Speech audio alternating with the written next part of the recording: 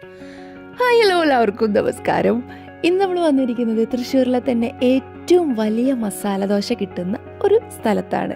മസാല ദോശ എന്ന് പറയുമ്പോൾ ദോശയുടെ വലിപ്പം മാത്രമല്ല, ഉള്ളിലുള്ള മസാലയ്ക്കും ചെറിയൊരു പ്രത്യേകതയുണ്ട്.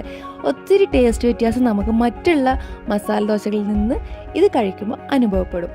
ദോശയും വടയും ചട്നിയും സാമ്പാറുമാണ് നമുക്ക് ഇതിൻ്റെ ഒരു സെറ്റായിട്ട് വരുന്നത്.